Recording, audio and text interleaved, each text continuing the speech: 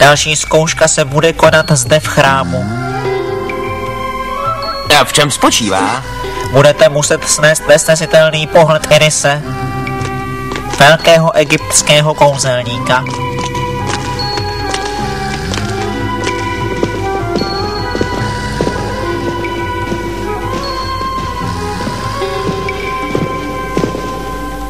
Při Osirisovi a Apisovi dívej se na mě.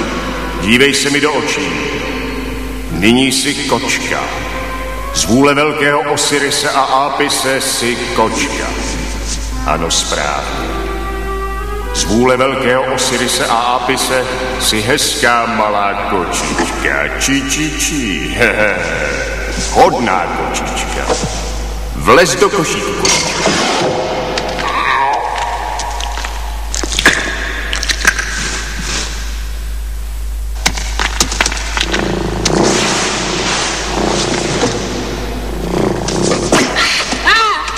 Další, prosím.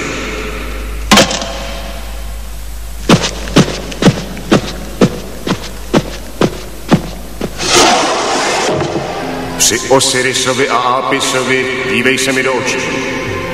Nyní jsi ptákem. Ano, ptákem. Z vůle velkého Osirise a Apise jsi pták.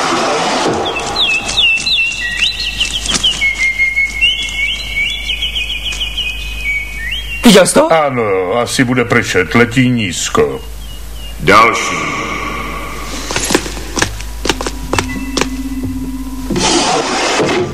Tak co vy dva?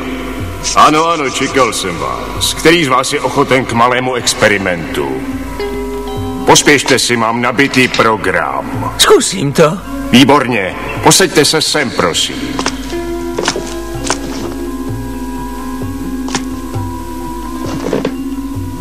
Připrav se.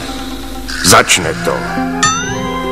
Při Osirisovi a Apisovi dívej se mi přímo do očí. Jak to děláte s těma očima? Ticho. Soustřeď se, sakra. Při Osirisovi a Apisovi dívej se na mě. Dívej se mi do očí. Při Osirisovi a Apisovi ty jsi nyní... Co vlastně jsi? Jsi divočák. Vy galové máte rádi kance, že? Tak tedy znovu. Při Osirisovi a Apisovi dívej se mi do očí. Teď jsi divočák. Ano, jsi divočák. Umíte rozsvítit jenom jedno? Ticho! Soustřeď se k sakru. A cože jsi? A divočák. Divočák, slyšíš? Divočák. Divoký kanec. Je to praktické při čtení v posteli, že? Buď ticha, začnu znovu. Jsi divoký kanec z vůle velkého Asopise, Osarise, Parapsosi, Oprasi se krucinál, teď opakuj po mně, jsem divočák. Jsi divočák. Správně, jsem divočák, jsem divočák.